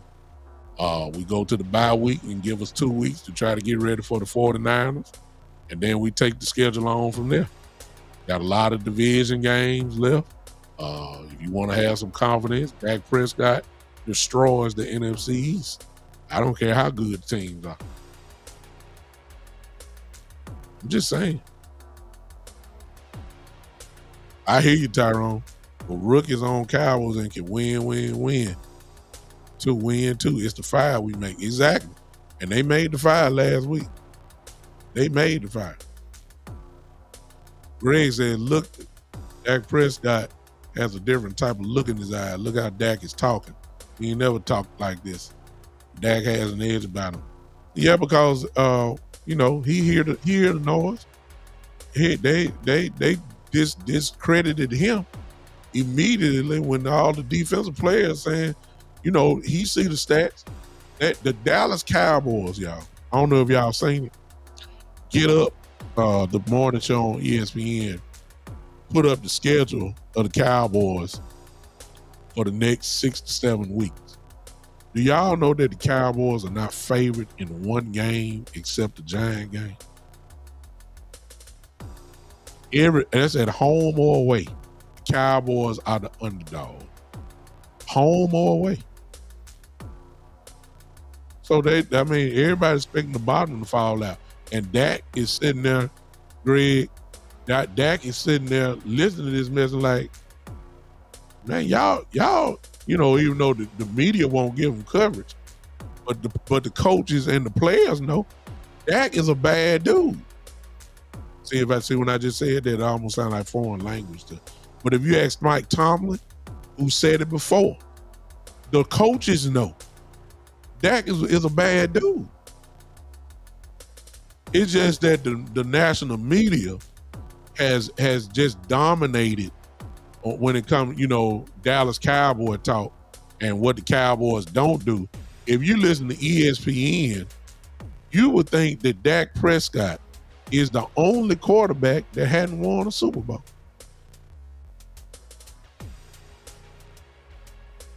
If you listen to ESPN, you would think that Josh Allen has won the MVP award 6 times.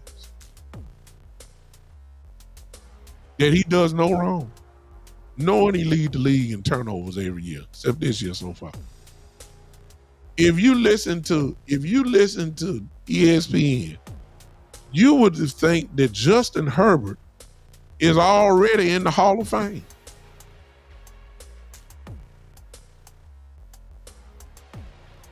If you listen to ESPN, you would think that Trevor Lawrence is the second coming of Joe Montana. I'm just naming a few. But when you listen, when they throw up Dak, he hadn't won the playoff. He hadn't won the Super Bowl. He won't get any credit until he wins the Super Bowl. When you gonna say the same thing about Josh Allen? When are y'all gonna say the same thing about Trevor Lawrence and Justin Herbert? Justin Herbert ain't never won nothing. He barely been to the playoff one time. Everybody, you would think that Dak Prescott is the only guy who hadn't won a Super Bowl. A 4th round quarterback. Everybody else was drafted in the 1st round. I thought the expectation was supposed to go on the 1st round quarterback. And I know what some of you saying. Well, when you get paid $60 million a year, this will come along with territory. I would agree with you, but they were talking about Dak like that before he got paid.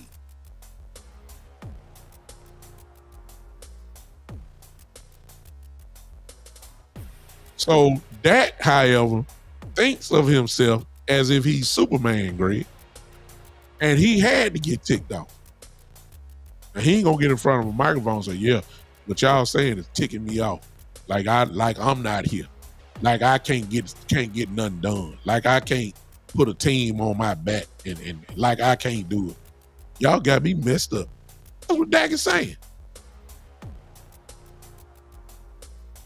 Yeah, I see, Marcus. That's why, like I'm saying, Damone Clark may be the green dot guy if Vigil can't go. That's what Dak got to be saying. He's a competitor. Like y'all got me messed up. Y'all do know y'all don't want to acknowledge it, but y'all do know that I was all pro last year, right? Huh? I know y'all don't want to acknowledge it because the national media have painted a narrative when it comes to me and the Dallas Cowboys like we just clowns. But the writers and everybody else voted for me run up MVP. And the argument could be made that I should have been MVP. Y'all must have forgot. Y'all do realize, I know Stephen A. Smith gets a lot of platform and can talk about me whenever he decides to get ready. But you do realize that I did lead the league in touchdown passes. Stephen A. ain't gonna say that because that would give me credit. See, that would give me credit. See, Stephen A. was like this. See, y'all ain't gonna see this, but y'all know when we lose, Stephen A. first thing he do, he get on this phone and have the camera tilt around, do that stupid laugh he gives, and talk about, I see you tomorrow at first take, all that type of stuff. See, he had his phone in his hand then, getting ready to just do it, and then Dak broke his heart. Didn't say a word. He waited to first take, sitting there looking like somebody took his dog or something, because he got quiet then, see. Couldn't say nothing. And G-Ball brings up a great point, something that I've said a long time. When Stephen A. signs his new contract with ESPN, and let me say this, and then Stephen A. deserves every dime that he asking for because he is number one. His show has been number one ever since Skip Bayless left. First Take has been number one show on ESPN. Period. That's almost 12 years in running. You know how hard that is. He deserves every penny. He should get over $100 million. It just ain't never been done before. But if they paid Pat McAfee all that money to come to ESPN, then Stephen A. Smith deserves his money because he's the one that has kept ESPN on above the water. Ain't been nobody else. It ain't been nobody else. It's been Stephen A. And the way Stephen A. has gotten to this fame is because of his so-called disdain for the Dallas Cowboys. When he signed his contract with ESPN, he needs to be signing on some money to the Dallas Cowboys because that's who he ought to be thanking. Thank God first, and then thank the Dallas Cowboys because he has ridden the Dallas Cowboys all the way to $100 million contract. That's what it's going to take to get him. Stephen A. need to drop some of that money off. It has driven him. The Dallas Cowboy train has driven him to the status where he is now. He ain't made it by. He ain't. Yeah, I saw it, Marcus, that he ain't practiced all week. He may not play either. I got you. That made Damone Clark is going to be, or Hooker will be the green dot guy. Green dot guy. That's all it means. I don't even know what Vigil play. I mean, I don't even know. I know he done played, but that's a tough spot to be in, coming in and have to line people up against Detroit. I need some experience there. See, that's another whole show within itself. Like, and I've been on with y'all a long time. I appreciate y'all hanging with me. But seriously, I would rather have some experience, whoever had that green dot. Vigil I don't think he started. I mean, I don't know where he come. I mean, I don't know. I know he played last week. I got a $5 super chat. Sports Junkie says that if Dak didn't play for Cowboys, he would have won the MVP. Facts. I 1,000% agree with the Sports Junkie. 1,000%. It's ESPN and Fox. Notice, if you're a hater of the Cowboys, you're going to get a job. You go to Fox, LaShawn McCoy. I ain't got to say nothing. Joy Taylor. I mean, come on now. That's the only reason why they're there. The formula is the Cowboys are going to dominate the sports as far as football goes. Get you some haters of the Cowboys on there and let somebody be somewhat neutral and we can go to work. Skip Bayless was a Cowboy lover. Shannon Sharp can't stand the Cowboys. That's why they lasted so long. It was the same formula that Stephen A. and Skip Bayless had. Skip, lover of the Cowboys. Stephen A., hater of the Cowboys. Made for great debate. See? The national media sounds just like, because Stephen A. is on every day. Skip at the time was on every day. Shannon Sharp was there every day. And they paint the national narrative for the Dallas Cowboys. Because you got millions and you got the number one show. Guess what? People listening. It's unbelievable. That's why you got people like me. That's why you got people like the Sports Junkie, Angry Cowboy Fan, Boss, West Coast, Kenny, Landlord, J Tuck, OC, Big Game James. That's why you got us. Because we will say we played like trash, but we'll show you why we played like trash. And then we'll also give the credit when the credit is given. Like if it was Josh Allen last week against the Steelers that did what Dak did, y'all know how they'll be talking about Josh Allen right now. Oh, the comeback. Josh Allen shows why. He is that guy. Josh Allen shows why he's that. You ever been Patrick Mahomes that threw the last second touchdown against the Steelers? They would have said, this is why he's the greatest quarterback in the game today. Yeah. If it was Joe Burrow that threw the last second touchdown to Jalen Tolbert, they would have said, cool Joe.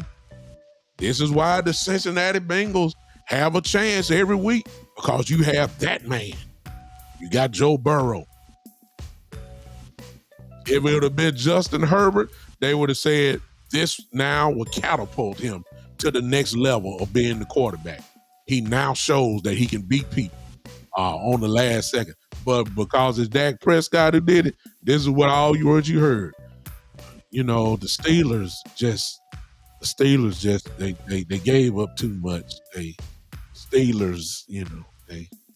Why is he playing inside technique? The Steelers didn't, they lined up properly. Was that the right defense? The Steelers. It's the Steelers' fault. If it had been Josh Allen, nobody would say nothing about the Steelers. They would have said Dak Prescott. They would have said Josh Allen did it. Y'all see what I'm saying? Dak ain't gonna never get the credit. If the Dak win the Super Bowl, you'll still have fun. And watch this, and some of that include Cowboy fans that will not give Dak the credit. Nobody want to give him the credit for it. Nobody want to give it to him. I'd be the first to say he played like trash if he played like trash. See what I'm saying? And in closing, I'll say this. And he gonna have to play like Superman tomorrow. Since he ain't got no defensive players, supposedly, even though they stopping everybody the last few weeks. Let me throw that in. They don't necessarily mean they're gonna stop Detroit, but I ain't saying they can't either. Okay? I'm just telling you. He ain't got no other superstar. It's just him and CD. That's what everybody say. Since they say if you take away CD, the Cowboys offense ain't nothing. Okay. Mr. Ferguson, Mr. Tolbert, Mr. Turpin, let's go. Lemke, let's go. Rico, let's go. Since he ain't got nothing but CD, Now's the time where y'all show up just like y'all did last week. Ain't nobody scared of Detroit. Got another super chat. Thank you, Sports Junkie, again. He says, Ryan Clark said without the Dallas Cowboys, First Take would not be a watchable show. It's the same thing with Speak. With Acho and LaShawn and Joy Taylor and Joy on somewhere else. It is the national narrative. And a lot of them wouldn't even have a job if it wasn't for the Cowboys. Tom Brady is finding out now the power of it. I know Tom Brady done looked at the schedule and said, God dang, is the only people playing the Cowboys? I done been here more in the first 4-5 weeks than I had when I was playing. Tom Brady done been in Dallas more than anywhere else. He be glad to go somewhere else. He'll be there tomorrow again. He tired of going up there. America's game of the week. Tom Brady been to Dallas more now than he played in 21, 22 years. He understanding now the power of the Cowboys. His ratings. Huh? Oh, Shane, wait a minute now.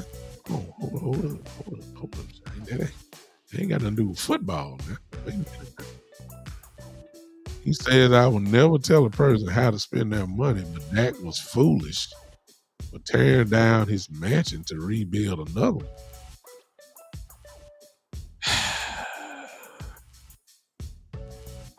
Shane, it ain't got nothing to do with football there, but we don't know his business. He may be building a mansion because I heard him say that he said he has a family, which sounds like that he's probably on the road to asking this young lady to marry him. He very well may be on the road to having more children. All he got is his brother now. I'm just throwing it out there. We may be moving his brother in. His football field that he had, I believe, was 50 yards, I think. He might want a 100-yard field. I mean, it's his money. He can do that. When you got your own money, you do just about whatever you want. I mean, we don't know it. We don't know his needs. We don't know. And somebody gonna say, well, shoot, if he got a mansion down there, he got all what he needs. Well, maybe not. One thing about it, you earned the right to do whatever you want to do with his money. That's his money. If he tear it down, guess what? He go buy 3-4 more houses. If he tearing it down, I guarantee you, he got somewhere he can go. Yeah, I mean, I ain't gonna even comment on that because we don't know his business. We don't know what his business. We don't know the why. And to be perfectly honest with you, and not to be disrespectful to nobody, it's not our business. Just like nobody don't need to know your business or why you do what you do. Your first thing you would say is, it's not your business. That's what I would say. It's not our business. It's our business to talk about what he do on the field, but his personal life, we're gonna let him. If it's wasted money, guess what? He got money to waste. Hey, if he got, hey, that's his business. He spent his money the way he earned it. It's kind of like us going to work every day. Nobody tell us how to spend our little money. It's the same thing. We thousandaires. He's a millionaire. Same principle. If I'm 100 in there, it's my business how I spend my hundreds. And technically speaking, let me really hit it home. Dak is not married, so the young lady that he had his baby with, until her last name is Prescott, she ain't talking about nothing either. I'm just telling you, because he can snap his finger and she can be gone. He'll pay child support. He got money. That ain't no issue. But there's only one person that's in my life. I got one of these bands around my hand. Y'all can see. Get it. See, I got one of them around. That's the only person that can talk about money with me. I'm just saying. I'm 1,000 there. I ain't no millionaire, but it's the same principle. Anybody outside of this right here, I'm gonna give them the same response. Wait a minute now, that's none of your business. Just like if somebody came to you, you would say the same thing. It's none of your business what I do. With my money? With my money. Keyword my. It's none of your business. So, we gotta leave that one alone. Let Dak do him. One thing about him, he's not dumb. He's smart. I would probably bet that with Dak, it's a reason why he gonna tear down a mansion that was beautiful that he built, just tear it down and build something else different. It's a reason why. We'll never do it because it's not our business. All right, I'm done. Listen, Monday night at 7 p.m., Sports Junkie. I ain't forgot. I hope you done email me and put your phone number in there just in case you have not.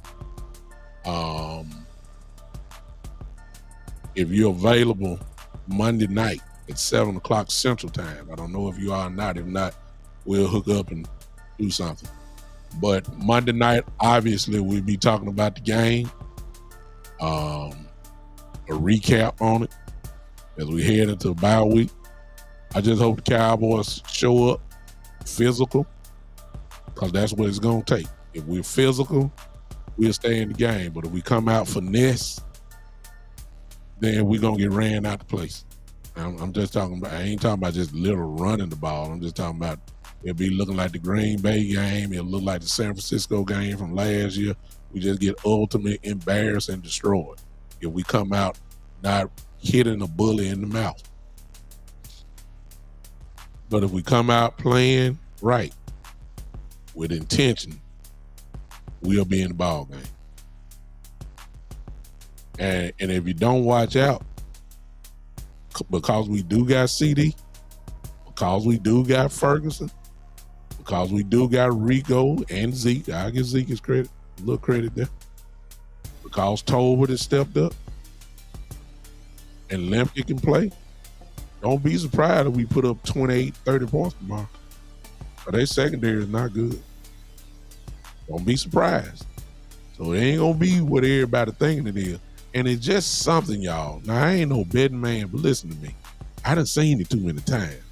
Nobody is picking the Cowboys. I promise you, I'm done with this. Nobody's picking the Cowboys. All the money is on the lines tomorrow. How many times have we seen Vegas folks that done bet just get sick? Cowboys are truly the underdog tomorrow. But underdogs win, if you don't believe me. Just ask the Pittsburgh Steelers. Woohoo! I'm out of here, y'all. I will see you guys Monday night at 7 p.m. for the one and the only. I wish I had some Ric Flair music right here because I feel like I'm about to make an entrance, like I'm at Starcade 83. This has been, see you Monday at 7 p.m. The one and the only, the Big Time Show.